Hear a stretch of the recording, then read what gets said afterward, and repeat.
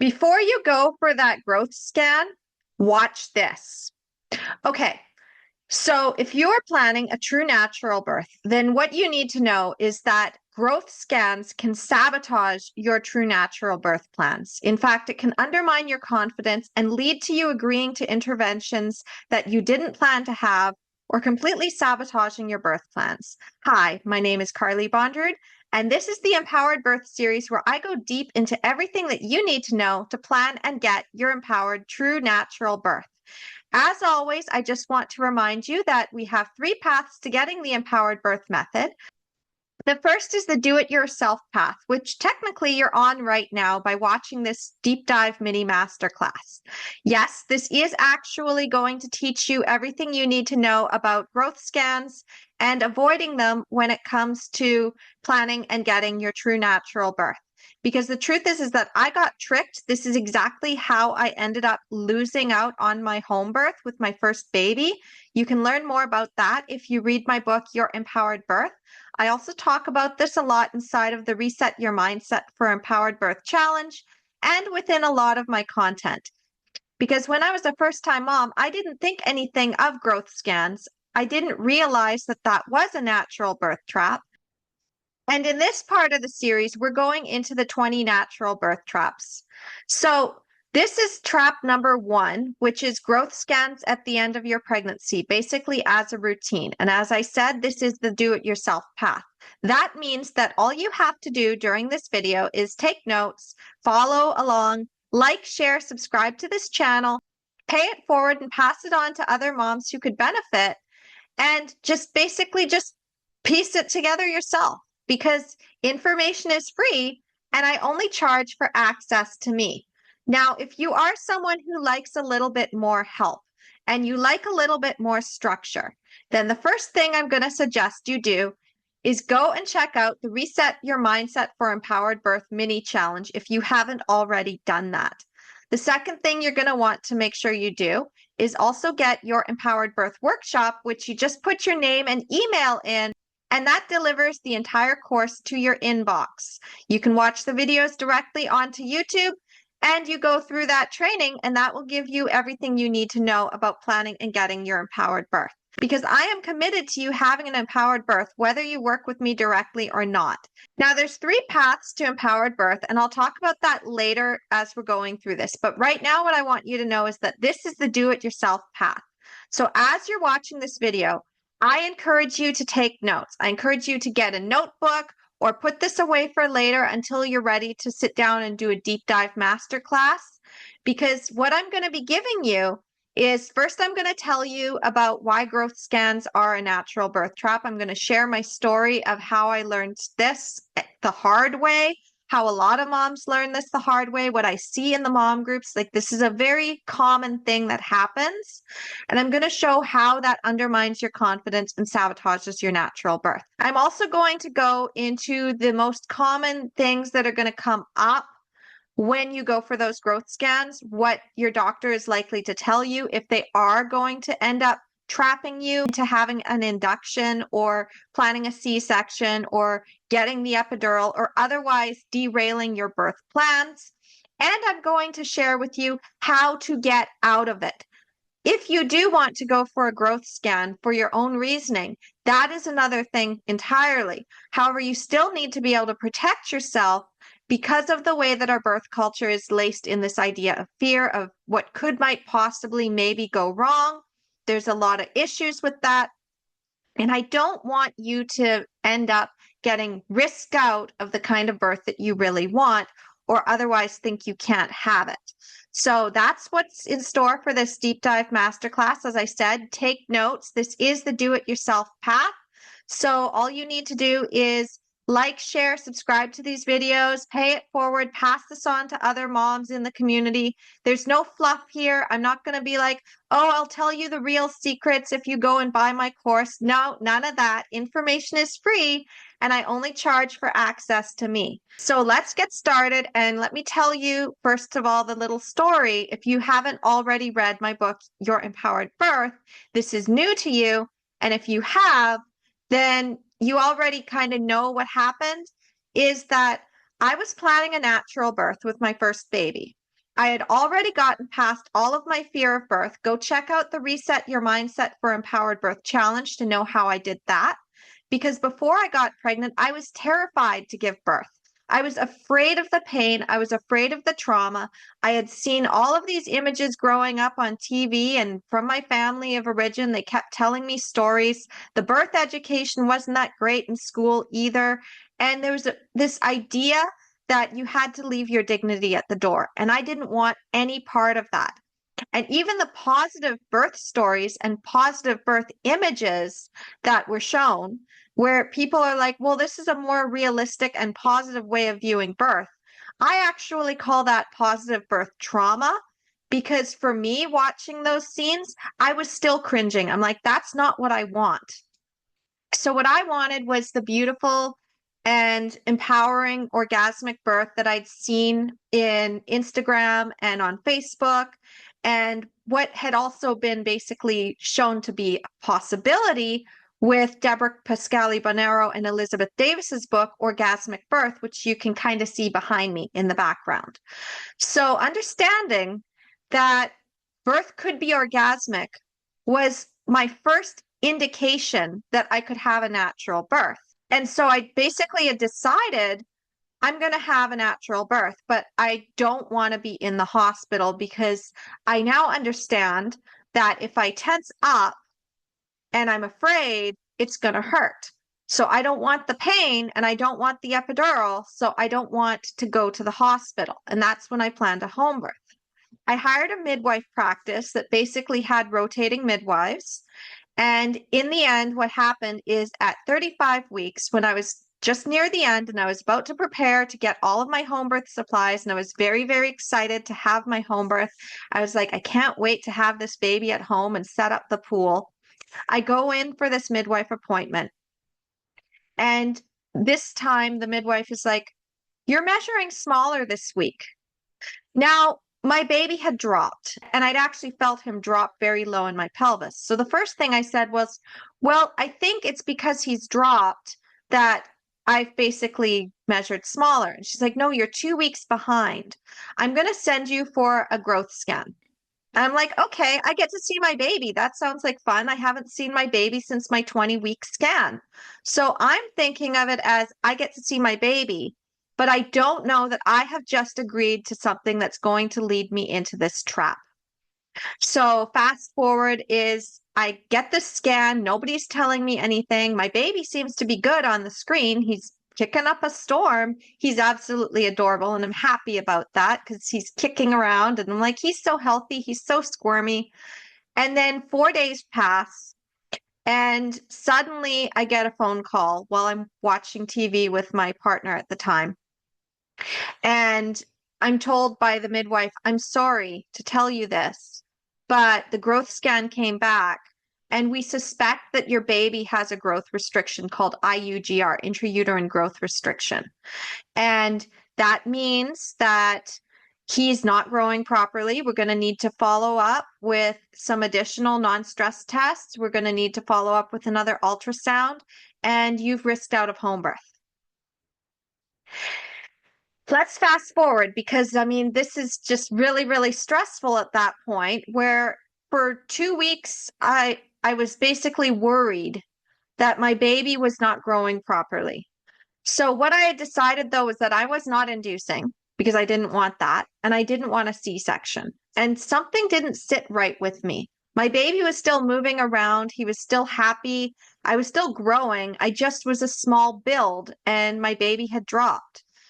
But I kept asking at every single appointment that I had with my midwife and during these twice weekly non-stress tests.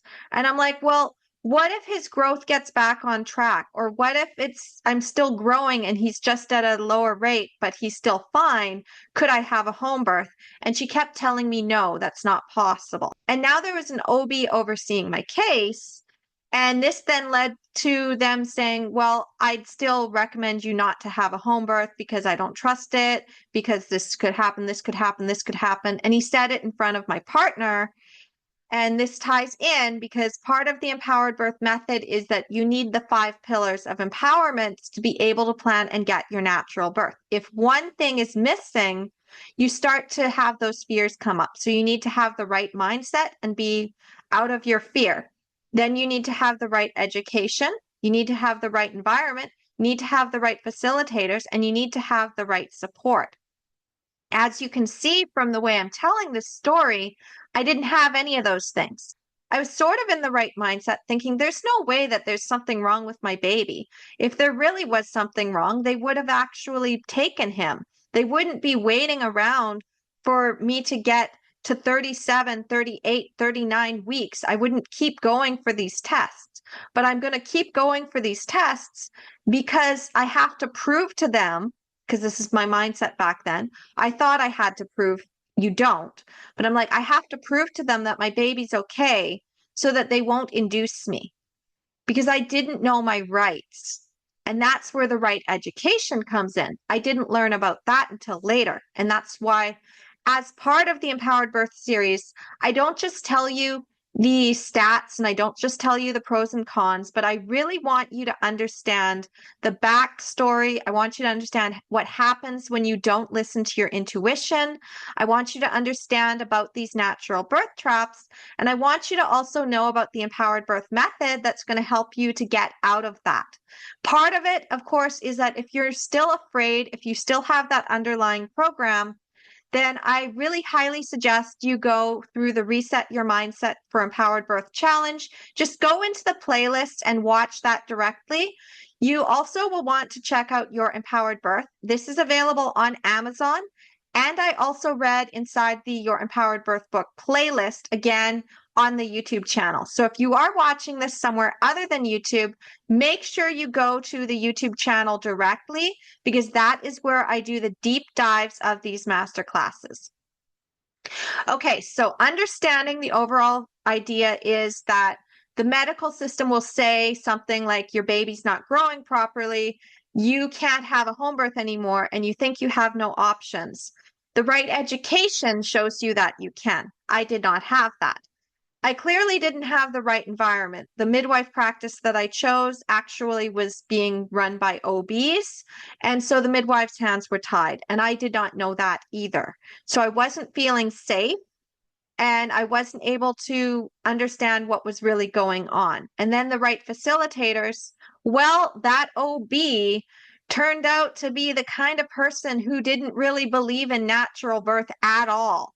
In fact, most of his clients ended up getting C-sections. He was very, very condescending. And I won't name names, but people in my community know who he is, like the ones that were in my actual physical community where I lived, because of this attitude that he had. Like, they're like, oh, is it that guy? And I'm like, yeah, it's that one. And they're like, oh, I hate him. I'm like, yeah, I know. But a lot of the nurses liked him because at the time that I was having babies, he was very easy on the eyes. I mean, now he's much, much older, but when I was pregnant, he was very easy on the eyes. And I am somebody who doesn't fall for that. So it was like, yeah, you're nice looking. I appreciate that, but you're also condescending, you're chauvinist, you're Gaston. Like, no, I'm not putting up with that. So flash forward, I'm now 39 weeks. My midwife says that my other midwife who had been on vacation, she comes back and she finds out that the other midwife in the practice had basically been undermining my confidence, telling me I'd risked out of home birth. And she's like, no, the growth scans are fine. There's nothing wrong with you. Yeah, the baby's in the second percentile, but that scan was badly done. And, every other scan, it's fine. You should be able to have a home birth. Let's plan it. But I was 39 weeks. And I said no, because I had been undermined in my confidence for so long. And this ties in because if you are a mom going into the mom groups and you see those posts from the moms who are saying, hey, I just had this growth scan and now I'm freaking out because I may have to get induced, or I'm risking out of my home birth, or I'm risking out of my birth center because of this, you need to understand that the growth scan is that first step. Okay? So long story short, I had the hospital birth. I was traumatized. I later found out that the growth scans had been a lie. And now it is natural birth trap number 1 on the list. So now that I've basically shown you through story how this is a trap, I'm going to now highlight the 3 ways that this is a trap. Number 1, it undermines your confidence. If you're being told that your baby is too small or your baby is too big, you're now wondering, am I going to be able to birth this baby naturally? You're starting to wonder, is he going to tolerate labor well because he's too small and that could cause problems? Maybe I should have him in the hospital because even if he tolerates labor, he's still going to be so tiny that he might need extra help. This is the mentality if you're being told about a small baby. And the other one, of course, is like if you're being told you're having a big baby, suddenly your confidence is undermined again. Am I going to be able to push this baby out? Like, what if I tear? What if he gets stuck? What if I have to have a C-section? I probably shouldn't have a home birth, or I shouldn't have a natural birth, or I shouldn't wait until the last possible minute to go in because these complications could develop. So it undermines your confidence already, being told that your baby is small or big for the size that they think that they should be for the gestation that you are, even though there is such a range in gestation. Like you could give birth anywhere from 37 weeks all the way until 42 weeks. And some moms go before that and some moms go after that.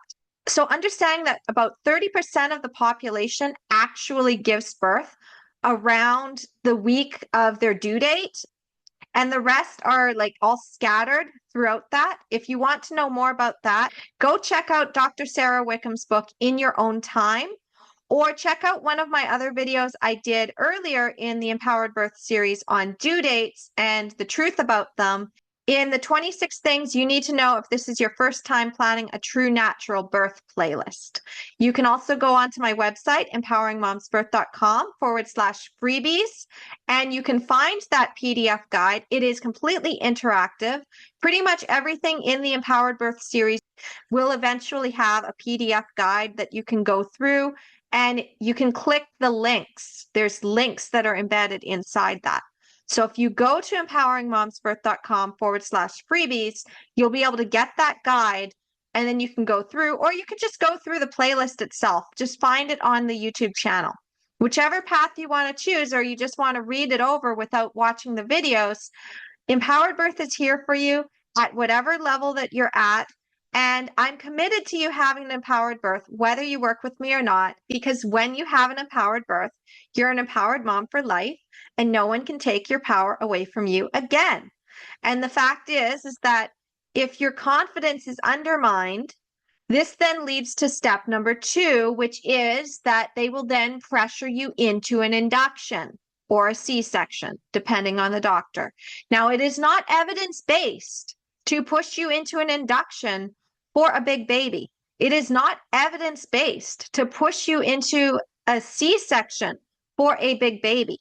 And Rebecca Decker talks about this in Evidence-Based Birth. If you go into the description of this video, you will also be able to find an interactive PDF transcript of this entire class.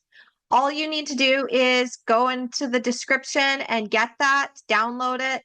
Then you'll be able to get the links to all of the other references that I'm putting in here, okay? It's because I don't want to bog you down with all of the numbers if you don't need the numbers. I noticed when I was a birth advocate, I used to be really number happy, and I would go through all of the stats, but a lot of moms got lost in that. But if you are a mom who likes stats and you like the research and you want to know more about what's behind this, then I do encourage you to go and get that transcript. Because again, information is free and you only pay for access to me. So the last part, though, after the pressure to induce, is that it also opens the door to more unnecessary fear. Because now you're being told that you have a big baby or a small baby. And in addition to that, they're now pushing induction. And they're probably making it sound like induction is safer than you waiting for labor to start naturally. Then you go into the mom groups and you're asking all of the questions because it's like, help, I'm being induced. I need to look up positive induction stories, or I need to know if this is really right for me. And there's moms that have been traumatized who are like, no, you don't want to do that. And they're aware of it, and they're going to tell you those horror stories. And they're like, you don't want to induce. Trust me, you don't. Then there's the moms that were already going to go into labor anyway. And they're like, oh yeah, induction's not a big deal. I actually prefer it. I had my baby fast. It was fine. And then there's the moms that are like, I would rather induce than have a baby that's not doing well. And there's just so much fear. And that's why the Reset Your Mindset for Empowered Birth Challenge is basically the first step of the Empowered Birth Method, because you need to know where all of these messages in society are coming from.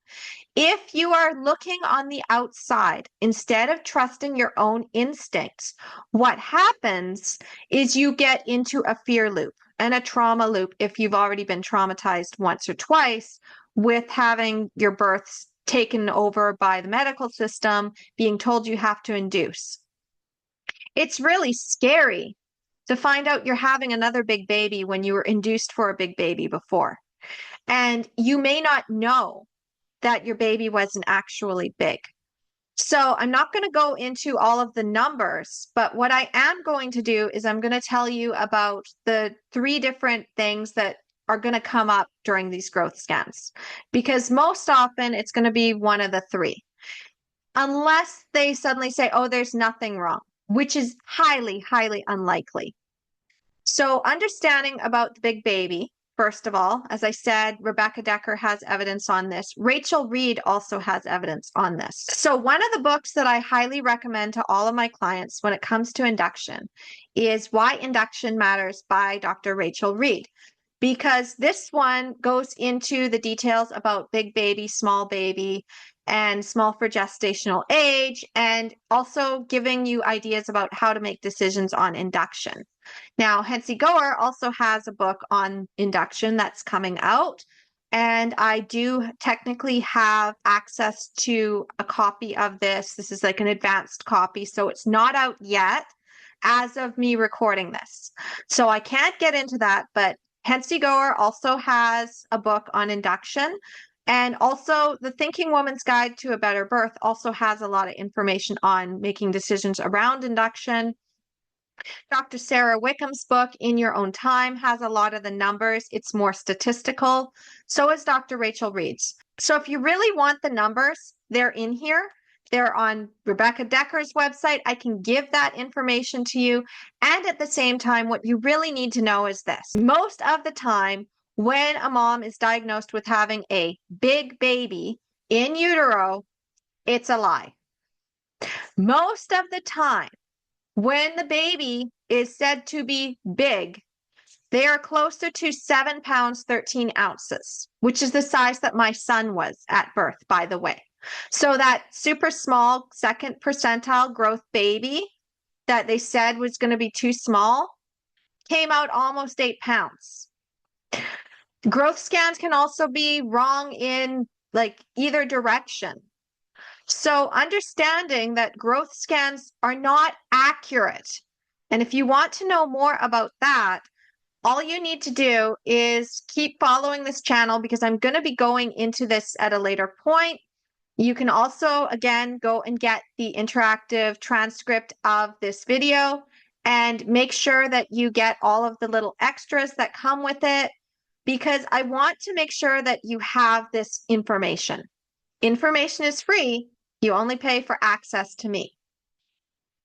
Okay, so now that you understand that the big baby is a lie, let's get into the small baby, because this is the other way it can go. They say your baby is too small. They need to be on the outside so that they can get the breast milk and the formula and bulk up. First of all, if you are a 42-week mama and you do not know it, and they say that your baby is too small at 35 weeks, guess what? You have several more weeks to go before that baby is ready. That baby might just be on their own growth curve. In fact, one of my dear friends, Christine, who you can learn about inside Your Empowered Birth, she basically was tricked into an induction at 42 weeks, and her baby came out at 6 pounds. So if women who are 42 weeks are having babies at 5 and 6 pounds, then you understand that they're probably a lot smaller at 37 weeks and at 35 weeks, most definitely, because the baby only puts on a few ounces at a time near the end of pregnancy. It's about half a pound per week. It's not bone either. It's fat. Fat squishes. So even if you have a big chunky baby, it's all fat and fat squishes. It's not bone. The only time you really have to worry about a small baby or a big baby is if there are other complications, other underlying health factors. Then you can factor that in. But if you're otherwise healthy, there's no possibility that your baby is likely going to be too small because they are growth restricted. Intrauterine growth restriction is actually quite rare. It's a lot rarer than a lot of people realize. What's most likely is that you have a small for gestational age baby. And again, Rachel Reed talks about this in depth inside her book, Why Induction Matters. So understanding the difference between small for gestational age, because due dates are not like linear, and you could go into labor at 42 weeks and have a 6-pound baby, versus the idea that your baby is actually having problems. And you can't diagnose intrauterine growth restriction from just a growth scan. They have to also be accounting for cord blood flow. They need to be accounting for if the baby is growing at all. So yes, you might want additional monitoring, but if the baby is still growing and the cord blood is fine, which is what was going on with my son, he was still fine, and intuitively I knew he was fine, then it's not IUGR. It's just a small for gestational age baby. And that baby might not even be that small. Because again, my son was in the second growth percentile, and then he was almost 8 pounds at 41 weeks. So how small really was he, right? Now, the last thing, if they're not going to go with big baby or small baby, or if you're not going to induce for that, if you continue to go for growth scans to check the growth of your baby, if they can't prove that your baby's not growing or that your baby's too big, the next step will be to tell you that your fluid is too low or too much. And this again puts unnecessary fear onto you that pushes you into an induction. So now how do you get out of this? Because you can't argue with the medical system. You can try, but it really doesn't work. In fact, the more you try to bring articles and show them things and say this isn't evidence-based, the more they're going to push back. Because if you have a category 5 care provider, then they are afraid of losing face and losing authority. And they really don't care. They have no empathy. They do not care. They just want you compliant. They just want you to toe the line. And they will push every single button on you to get you to do that. Aside from the category 5s, we also have categories 1 through 4. You can learn more about that if you get the birth advocacy report. I have it inside the Empowered Birth Toolkit as evergreen, which means I'm never taking that out. And I also have it inside of the email course version of your Empowered Birth workshop. So I'm just going to let you know that if you happen to get your Empowered Birth workshop off of the playlist, the secret hidden playlist that I have, that I basically give the link out, if you only have that and you don't have the email newsletter and you didn't sign up to get the course through the email, which you just go to empoweringmomsbirth.com/workshop, you don't have access to the birth advocacy report. You don't have access to the extra bonuses because they came through the email. They did not come through the YouTube. So even if you accidentally stumbled upon the workshop on YouTube, I just want to let you know there's more. But again, it's just putting in your name and email. You subscribe to the newsletter. You get a deep dive newsletter every single week where I basically go into more of the Empowered Birth method. I tell you what's coming up in the community. I also tell you about new things that are coming up. In fact, when I was creating the Reset Your Mindset for Empowered Birth Challenge, I was telling my community about it months before it was actually ready. to let them know, hey, do you want to get on this? Do you want to get to be a part of this? Because part of being in my Empowered Mom community is I want your stories. I want your support. I want your input to know what to create next. So if you are on the do-it-yourself path, you're just following along and you're liking these videos and you're watching them and you're getting the training. But if you join the community through the self-study, you get access to workbooks, you get access to free mini courses, you get access to anything within my Empowered Mom circle that maybe they have a book coming out and they want to get more moms to get advanced copies. And then I'm like, hey, if you want this, go check out this person and sign up for their list to get this in advance. So there are perks to being part of the self-study and being a subscriber to the Empowered Birth newsletter. And then finally, the last path that I have in order to get the Empowered Birth method is not accessible to everyone. It's premium coaching, and basically within that system, the first introduction to that is self-study VIP. So self-study VIP is the in-between. It's the introduction. You choose to pay to get the extra email support as you go through one of my courses. And then at the end, you also are able to get a laser coaching session with me or one of my team members. And we basically support you and you're able to get your empowered birth. But it's only one call per course. And then if you want the premium coaching, we have our group classes. We sometimes have one-day workshops. We have higher end retreats. We have Mistress Minds, which is basically a smaller group of women getting together at the higher levels to basically empower every area of their lives and to become more powerful as moms and entrepreneurs even. There's so many different ways that we do these things, and I don't do them all the time because I'm very protective of my time and energy. It's more like I'm putting this out into the future. I run it through the Empowered Birth Community newsletter, and then I let you know when spots are opening for that. And again, I don't work with just everyone. So you have to still put in for an intake form. You have to apply for that. And that is why it is so important that if you are not part of the community, that you are taking notes. It is important that you continue to subscribe to this channel. It is important that you do these deep dive masterclasses and you take advantage of everything that's free on my channels, because that is how you're still going to get the Empowered Birth method, even if you could never afford to work with me directly, or even work with my team of coaching queens, who are the Empowered Birth moms and ambassadors who've already gone through, had their empowered birth, and now can pass that message on to you to show you how they did it. So understanding this is that you need to have that right support, that right facilitator, the people that are going to be in the right environment to support you. And when you don't, when you just go into the mom groups and you're saying, help, they're trying to induce me for a big baby. Help, they're trying to induce me for a small baby. Help, they're trying to induce me for low fluid. What often happens is you are reinforcing that fear.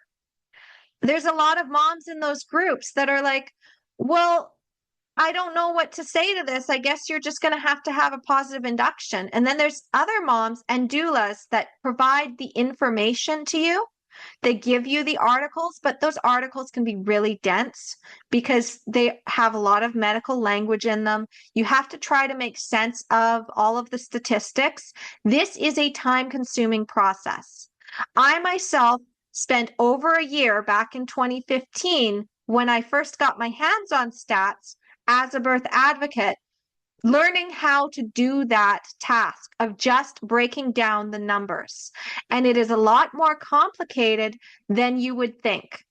And a lot of the articles, Evidence-Based Birth and VBACFacts.com, and even Rachel Reed's work, it is designed for a lot of birth workers to be able to read it. I can understand it, but it may be very daunting for you as a first-time If you are a research queen like me and you had a little bit of a research background, it might be easier for you. It's still time consuming. I can tell you that right now. It's still time consuming. So when you understand that, the next step is the empowered birth method. Because if you are just going through the mom groups, you're getting that information loop and information overwhelm over and over again. If you're just reading the books, you're still like, I don't know how to apply this information to advocating for myself with this particular OB. And that is where a lot of my coaching comes in, because I was helping the high risk moms or high risk, and they were the ones who were more likely to be pushed into an induction. They were the ones that were going to be pressured into the growth scans. They were the ones that were going to have to basically work with their care provider to allow them to have the kind of birth that they wanted to have, which was a completely hands-off, true natural birth experience or close to it. So part of the empowered birth method is we aim for a true natural birth, and we pull back only as much as needed. Now, this is based on the idea that with physiological birth, which is your hormones and your intuition and your own unique body physiology, which is not linear, you are more likely to have a safe and empowering birth experience than if you have it heavily controlled. And within our culture of fear and the way that our medical system has also been built on this culture of fear and mistrust, it is incredibly difficult to have this true natural birth experience without getting your care provider to take their hands off, which they don't want to do because they are afraid. This is why the birth advocacy report exists in the first place, to show you what's really going on. In fact, I showed Jenny, my business partner and first empowered mom to have an unassisted VBAC in the hospital with the empowered birth method. And I basically taught her everything I knew because she was teaching in the program she needed to know. She understood when I said, well, your care provider's afraid. So even if your care provider is not secretly trying to push you into an induction and a C-section, they're not category 5. They still have to give you the information. But if you're taking that information first from a lens of fear and mistrust of your own body and deferring all the trust to the expert, that is where it becomes a trap. So growth scans on their own are not a trap. Growth scans without understanding the empowered birth method is a trap. Because in hindsight, if they had said your baby is measuring smaller, let's see what's going on, and I had known what was coming because I had gone back in time and given myself my book and said, hey, this is what's going to happen, what I would have done is I would have tuned into my intuition and I would have made the decision, do I even want to go for this test? And hey, maybe I might still have wanted to go for that scan just to see. I mean, my future self, if she had told me there's nothing wrong, I wouldn't have. But we don't know what our future self is going to tell us. So it's like, it might be better to just know where I'm at. But you can't do that if you're in a place of fear. So you need to get past your fear, and then you need to make your plan. Why are you going for that growth scan in the first place? What information do you need to make a choice? And the first choice that you're making is not the choice that the medical system is going to give you out of your options. It's, am I even going to do anything? It's NABRI. Also, it's like basically brain, but scattered. So going with, am I even going to do anything? Am I going to act? Am I going to act when they tell me this information? Or am I going to absorb it and take it in? Because you can do nothing. They can say, oh, you're having a big baby. And you're like, yeah, that's nice. Oh, you're having a small baby. Yeah, that's nice. Oh, you have low fluid. Yeah, that's nice. When I feel like there's actually a problem, I'll let you know. The other one is if you do notice that something is off and you're like, I kind of want to know where we're at, then you can also assess those numbers and be like, okay, so what does that mean right now? And what precautions can I take to mitigate that risk from happening? And this is where the birth vision and the decision-making framework really come in handy, because you have your ideal birth plan probably already ironed out if you went through the empowered birth method, and you have your backup plans. So you know what your hard lines in the sand are. You know when something actually indicates you might want to make a decision about a test or an exam. And if you go through your Empowered Birth workshop, I do walk you through the decision-making framework. I also give you a decision-making workbook. It is also sometimes available inside your Empowered Birth toolkit.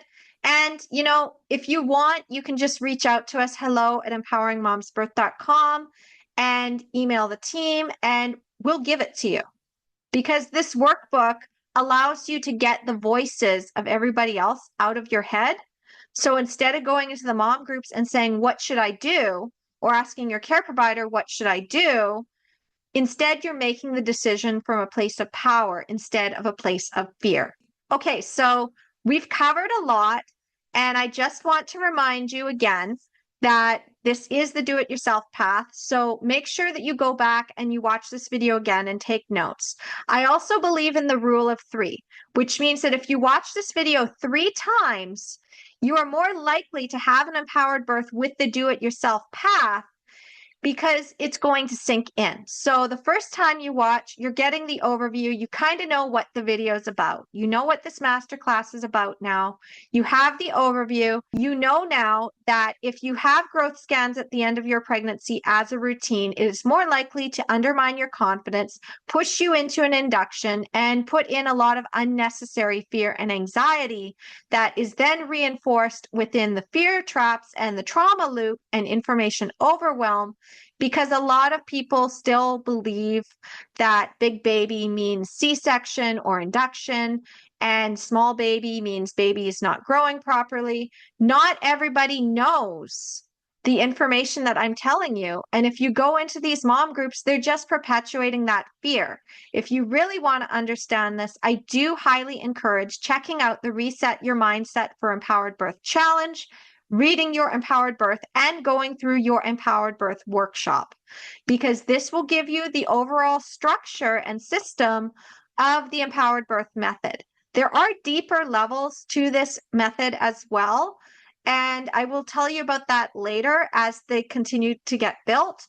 But in the meantime, this is the baseline. And again, if you would like any additional help, then once you've done the work, you're more than welcome to upgrade to self-study VIP, or you can go for some premium coaching support.